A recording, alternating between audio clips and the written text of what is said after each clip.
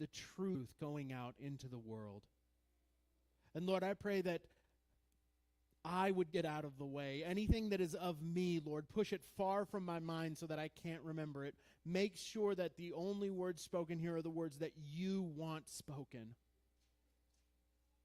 So, Lord, I pray that you would have your hand on this service. I pray that you would have your hand on each and every one of us. I ask this in your powerful and precious name. Amen. So, as I said, we are going to be continuing on in the book of Romans. Last week, we looked at how we should treat the governing authorities that have been placed over us. This is because all authority comes from God. So if we dishonor that authority, it is like dishonoring God's own authority. The ease or difficulty of keeping this command is directly related to how you feel about the authority that has been placed over you. If they are good, moral, and mirror your personal beliefs, then it is easy to honor them. However, it becomes much more difficult when they are not these things. It's easy for us to come to the conclusion that if we do not agree with our authorities, then we can ignore or disrespect them. This is not how we have been called to act. Regardless of how we feel about the governing authorities, we are called to respect and honor them and give them all that they are due, whether that be in the form of taxes or anything else. Now, this does not mean that we can have no opinion about our government or be critical of our government. After all, we have that right as Americans and as Christians. What we must do is ensure that our criticism of our government never crosses into disrespect. One of the ways that I have found personally that helps me when I find myself disagreeing with the governing authorities over me is that I remind myself that I must always respect the office, even if I cannot respect the man occupying the office. This means that our president, for example, is to be treated as our president with all the respect that that position calls for, regardless of if we voted for him or not, or if we like him or not. That goes for all other elected officials as well. And we are also called to follow all the laws placed over us. It is a government's right to make laws for their nation. Whether we like these laws or not, we are called to follow them. The only exception being when those laws prevent us from serving God the way we are called to. And we looked at an example of this in the book of Daniel, where Daniel disobeyed a law that made it illegal for him to pray to God. He did so anyway. He continued his prayer life, knowing full well that it could cost him his life. But yet also I want you to notice something. That when he was cast into the lion's den, as was the punishment for breaking that particular law, he made no effort to resist the punishment. He respected the authority and its ability to punish, even if the law was unjust. This means that if we are ever put into a position where we must disobey, we have to be ready to take the consequences of that disobedience. Now, today we are going to be continuing to look at how we are to act towards one another. We have just been called on to keep the law, and now we are going to be looking at how exactly we are going to do that. Many of the laws that you find in countries are all fulfilled if you simply love your neighbor, as Paul is about to teach. Love would lead you to treat each other well and not harm each other in any way. In verses 8 through 10, Paul tells us this exact thing, that we need not necessarily worry about each law individually if we can keep the higher command that Jesus gave, which is to truly love each other. So in Romans chapter 13, beginning in verse 8, it says, "Owe no one anything except to love one another, for he who loves another has fulfilled the law.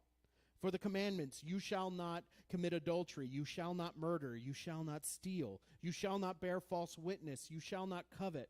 And if there is any other commandment, they are all summed up in this saying, namely, you shall love your neighbor as yourself.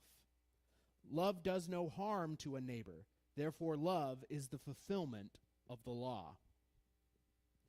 Paul is calling on us to have love for one another. If we can do that, then all these laws that God has given us, like those commandments that Paul was talking about, can all be summed up in that simple command to love one another. If we truly love one another, you will naturally not want to do evil things to each other. This is why we are constantly told to love one another all throughout the Bible.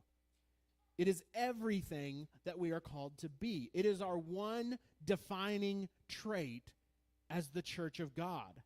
All these other commands that we are given tell us what it means to love, what it looks like to love. This is because oftentimes what we as humans believe love to be and what God says love is are two very different things. We are not only called to not do these things because they are wrong, which they are, but also because they are unloving. We are even told that we are to owe love to one another. This is not some great gift that we give to others. It is the bare minimum that we owe to one another, to love each other. This is not limited to believers either. It also encompasses non-believers. We are called to love our neighbor as ourselves. Now, the fair question is, who is your neighbor? This is a question that Jesus himself was asked by a lawyer to see how he would define it. In Luke chapter 10, verses 25 through 37, you find this story. And in response to the question, Jesus tells him the parable of the Good Samaritan. After telling the story in chapter 10, verses 36 through 37, Jesus then answers this question to the lawyer of who the true neighbor was. The lawyer answers rightly, and then Jesus gives him the command to go and treat others in the same way. So in Luke chapter 10, beginning in verse 36, this is Jesus talking. So which of these three do you think was neighbor to him who fell among the thieves? And he said, he who showed mercy on him. Then Jesus said to him, go and do likewise. Now, if you remember from the story, from the parable of the Good Samaritan, the one who helped the man who was in need was not one of the religious elites that walked by. Instead, it was one who would have been considered an enemy to that man, since the Samaritans and the Israelites didn't exactly get along. Jesus sets the standard that your neighbor is anyone you come into contact with, regardless of who that person is to you. This goes hand in hand with what we just learned about last week in honoring authorities. Our call to honor somebody does not change depending on how we feel about that person. Our call to love one another doesn't end if we look at that person and we see an enemy. Because Jesus has made it very clear, your neighbor is anyone you come across. This command is much like it. This command of loving one another is very much like the command to honor your authorities. Whether we like them or not, whether we consider them friends or enemies, the Bible is clear, and Jesus was clear, that we are to treat them all as neighbors, and neighbors are to be treated with love. Not just any love, but the same level of love that we show to ourselves. That is a high standard because most of us tend to care about ourselves quite a lot. We provide for our own needs. We treat ourselves with respect most often. So if we focus on showing that kind of love to each other, the same kind of love that we show to ourselves, then in most cases, we will fulfill the law without even trying to fulfill the law. Not only the moral laws that God has given us, like the Ten Commandments, but also many of the laws that you will find in most countries that mirror these commandments. In most countries, there are laws against things like theft and murder. So we don't have to remember each and every one of these laws if we have a good grasp of biblical love. We will not do the evil things that laws exist to prevent, and we will do many of the good things that the lawgivers should then turn and praise. We are called to do this, to show love to one another, because the world we live in, because of the world we live in. The world is a dark and fallen place, and left to its own devices, it is getting worse and worse and will continue to get worse and worse. This is why the world needs the love of God. And where else are they going to get the love of God if God's church is not going to show that love? What the world calls love is not the same as what God calls love. And we have to be prepared to oppose the notion of worldly love with godly love on the battlefield. This is what Paul tells us in chapter 13, verses 11 through 14, that we are to put on Christ and prepare for battle. Not a physical battle, but a philosophical and a moral battle. We can no longer do the things of the world because the things of the world are dark and evil. Instead, we must perform the actions of light that God has called us to. In this, we battle against the darkness that exists in the world and in ourselves as well. So in Romans 13, beginning in verse 11, it says, "And do this, knowing the time, that now it is high time to awake out of sleep. For now our salvation is nearer than when we first believed. The night is far spent, the day is at hand. Therefore, let us cast off the works of darkness, and let us put on the armor of light. Let us walk properly as in the day, not in revelry and drunkenness, not in lewdness and lust, not in strife and envy, but put on the Lord Jesus Christ, and make no provision for the flesh to fulfill its lusts." Paul calls on us to awaken, to rouse ourselves out of our spiritual sleep and apathy. He calls us to do this because the time is drawing ever nearer that Christ will return, and we need to concern ourselves with the spiritual state of the world that we live in and with ourselves.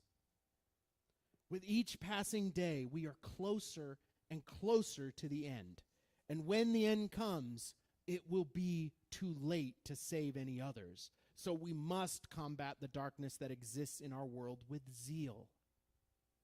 Now, yes, could it still be many years before the end of all things when Jesus returns? Of course. We do not know when the end is going to occur.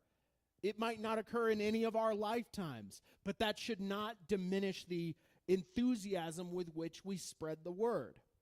That does not give us an excuse to sit on our hands and do nothing and merely run out the clock on our lives. On top of that, while the world itself may endure for many more years, each and every one of us are not guaranteed our next breath. This should encourage us to take action for two reasons. One, because we do not know how long those who are lost have before their life comes to an end. And once their end comes, they will be judged by God. And if they are found outside of the blood of Christ, then they will be punished accordingly. Not only that, but we don't know how long each and every one of us has. And I don't want to go to the Father leaving anything undone. I don't want to appear before Christ and regret the conversations with people that I didn't have, or the stands that I didn't take. I want to hear, "Well done, good and faithful servant," when I go before the Lord. I don't want to leave this life thinking that there was so much that I left undone. In order to do this, we are to cast off the darkness that so easily entangles us, the sinful desires that exist within each one of us. Instead, we are to equip ourselves with the light that comes from God. But notice that Paul does not call it clothing here. He calls it armor. Why does one wear armor? For protection, yes. The only reason to wear armor is if you are planning to go into battle. To walk in the light, as we are called to do, is not some simple stroll through the park. It is a march onto the battlefield. We will come across opposition from both outside and from within. And what I mean by that is not just outside and within the church. I mean from outside and inside our very being. The world itself will thrash against you living as God has called you to live. It does not want you to walk in the light. It wants you to exist in the very same darkness that it dwells in. This is because light reveals the wicked works that happen in the darkness. It is actually very interesting the effect that light can have versus darkness when it comes to evil acts. Several studies have been performed to show how light affects criminal rates in cities. The results were actually pretty incredible. One study showed that improved lighting with no other interventions at all caused a 39% reduction in crime. In fact, a leading expert in criminology has stated that light is the second most effective means to reduce crime right after an increased police presence. This is because when we do things that are wrong, we don't want people to know we are doing them. This is why so many crimes are committed at night, so that the darkness can obscure their actions.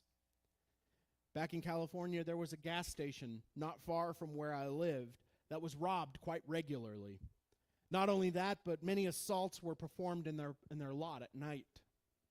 It was recommended to the owner of this gas station that he should install better lighting in and around his store.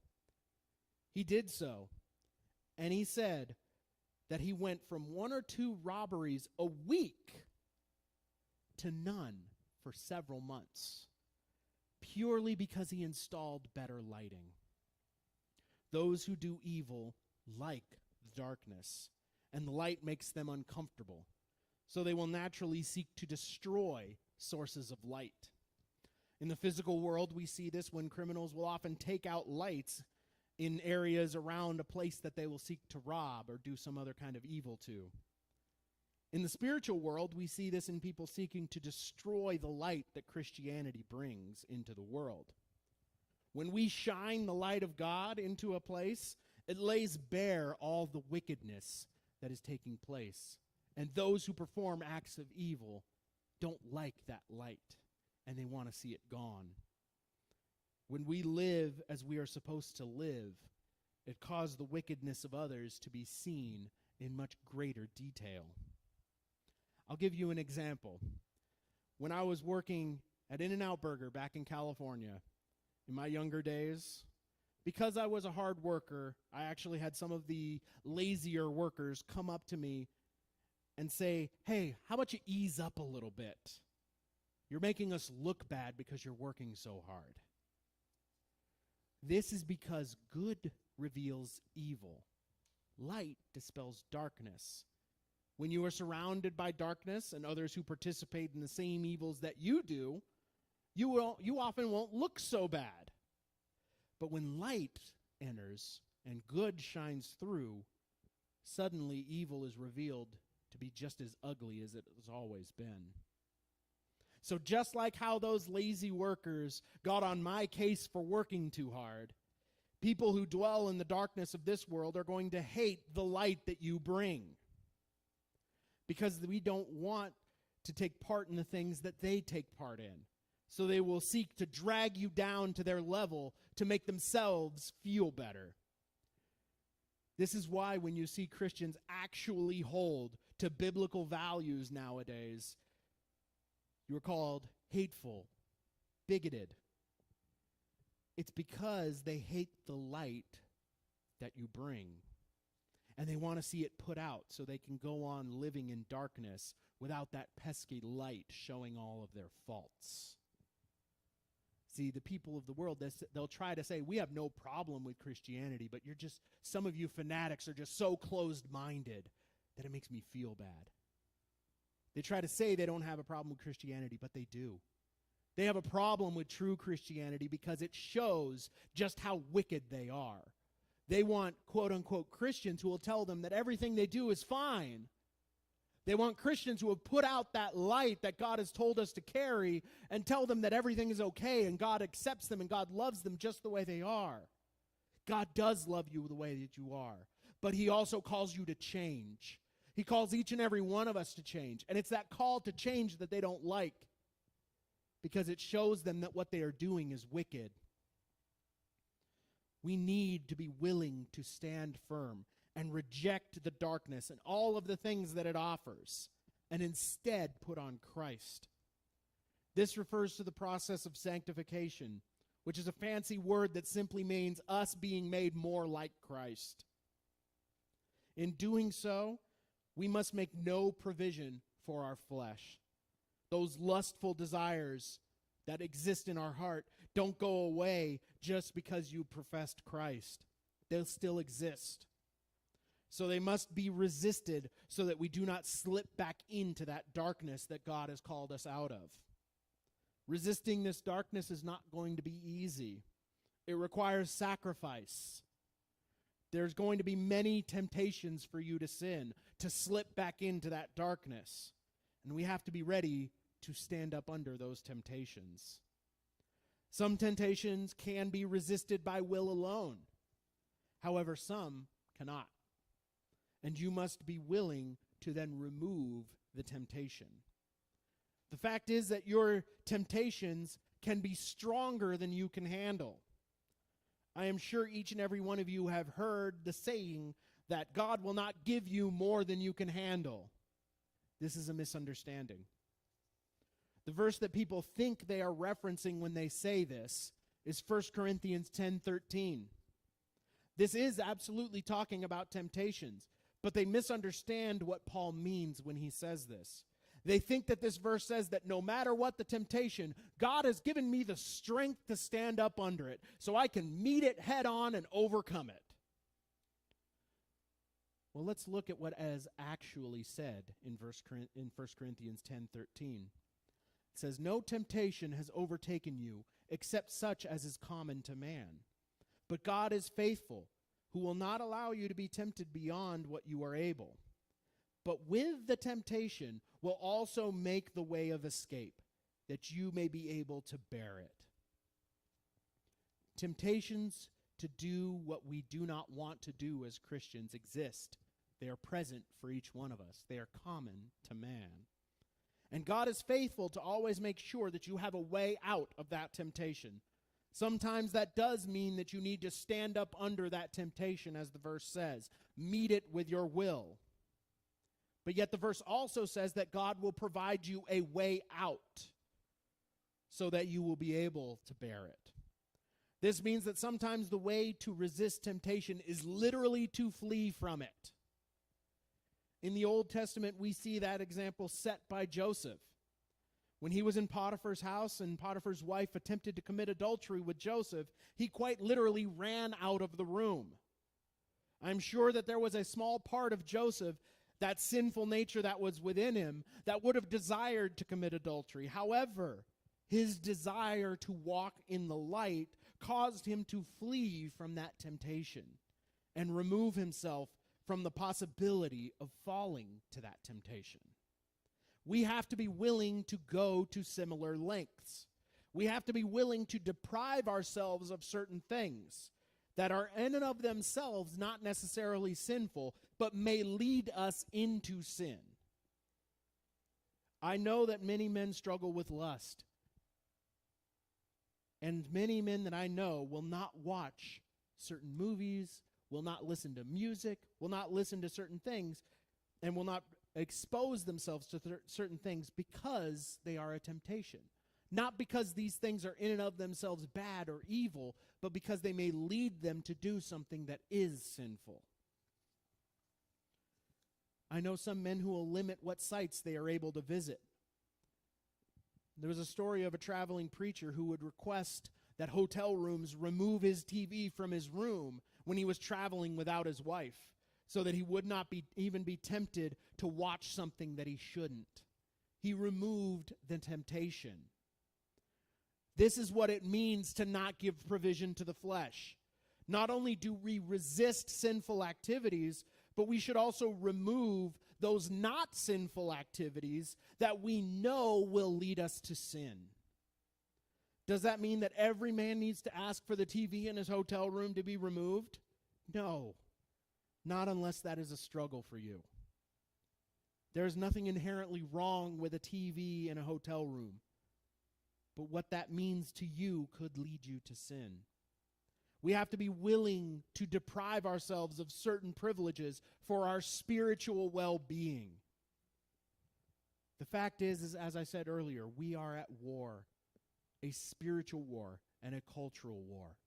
We have enemies in the world, but we can often be our own worst enemy because the sinful desires that exist within each one of us are some of the hardest to handle.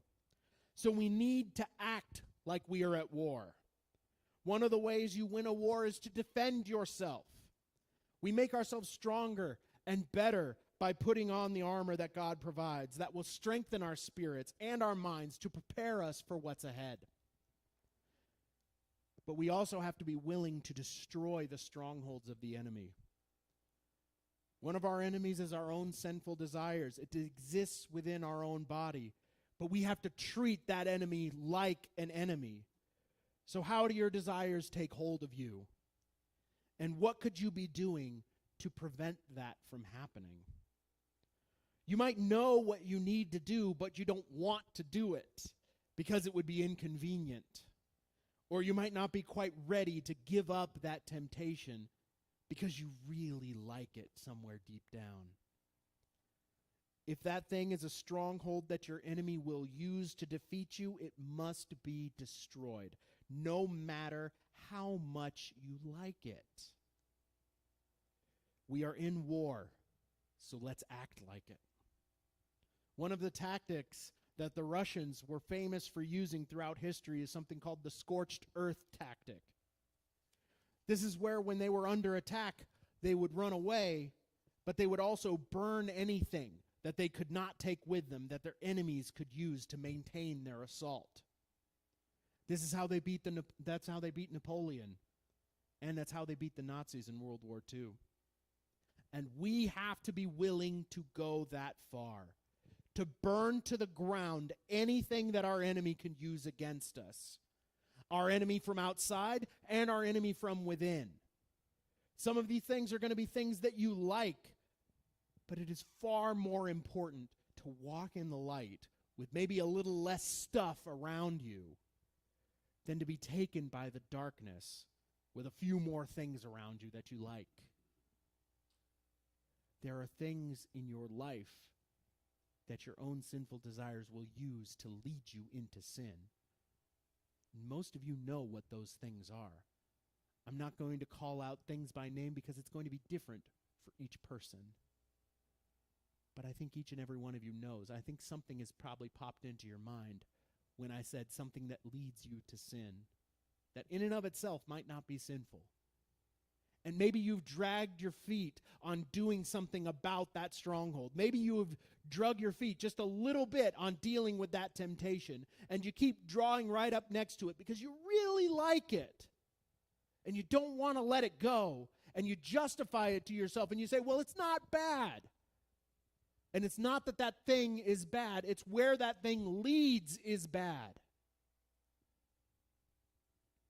If you are exposing yourself to things that lead you to sin, those things are bad for you. Paul taught us this when he was teaching on what people would eat. There was a big deal in the early church over what you were allowed to eat and what you weren't allowed to eat. There were some in the Jewish culture who was still trying to keep those dietary restrictions. And they asked Paul, well, what do you think about this?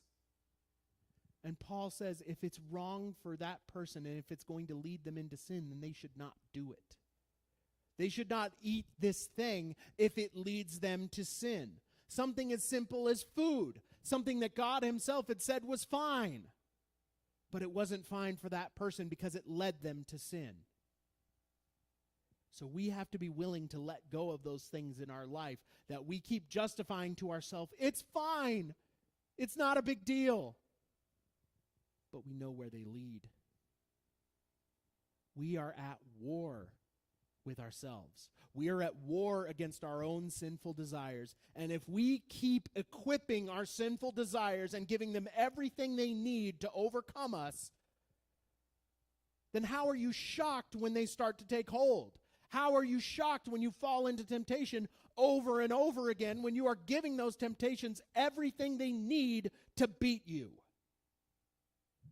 You need to deprive your enemy of their strongholds.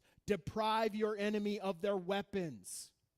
Like I said, the Russians used the scorched earth tactic. They would burn everything that could be used against them and thus starve out their enemy. They didn't have to overcome their enemy by brute force. They overcame them by starving them out because they deprived them of everything they needed to beat them. We have to do the same thing to our temptations. We have to do the same thing to our flesh. Sometimes you're not going to be able to brute force your way past your temptations. You need to be able to burn to the ground anything they will use to take you over. And if you are not willing to do that, your temptations will continue to rule over you. They will continue to cause you to fall time and time again until you take the steps that are necessary and give no more provision to your flesh. Then we will be able to truly walk in the light as God has called us to. But the dirty little secret is sometimes we like those temptations. Sometimes we like that sin. We don't want anybody else to know about it, but we're happy to do it behind closed doors. We need to aggressively defeat our sin. And that means we need to make the changes to our lives to make sure that those temptations no longer hold sway over us. It's going to be difficult. You're going to have to give up things that you like. You're going to have to give up things that you don't want to give up. Things that your sinful desires are going to cry out and say, "How dare you deprive me of this thing?" That's how you're going to try to justify it. I can already tell you, when you make those decisions to remove those temptations from your life, there's going to be a part of you that cries out, "How dare you deprive me of this? I have a right to look at what I want to look at. I have a right to listen to what I want to listen to. I have a right to do all these things." Sure, you can. But you know where they're going to lead. What's more important to you? To have the things that you want, or to walk the path that God has called you to walk? Each and every one of us have to make that decision. We have to decide what's most important to us. If you want to walk in the light, put on your armor and fight. Let's pray. Father God, I love you. You have called us to walk a path that is difficult to walk. We need your strength to do it. So, Lord, I ask that you would give us that strength, but I ask also that you would give us the power and the desire to do our part and deprive our flesh, deprive our sinful desires of those things that they need to overcome us. Lord, there is darkness and light in the world, and they are at war with one another. We are called to walk in the light, so let us walk in the light and fight against the darkness that both exists outside of our being and inside of our being. I pray that you would give us the desire and the strength to remove those temptations from our lives that trip us up and keep us from being who you have called us to be. It is difficult to let these things go. We don't want to let these things go, but we need to let these things go for our own sake. You called us out of these things because they are harmful to us, though we can't see it so often. Like a child talking to their parent, they want those things that are bad for them, and the parents have to be willing to tell the child no. You have told us no, so now we need to be willing to accept that. I ask that you would give each and every one of us the strength to stand up under temptation when we are called to stand up. But I pray that you would also give us the wisdom to flee when we need to flee. Because some temptations are not to be overcome by will alone. Some temptations are to be overcome by removing them. So Lord, I pray that you would grant us the wisdom to know the difference, and you would grant us the strength to stand when we need to stand. I ask this in your powerful and precious name.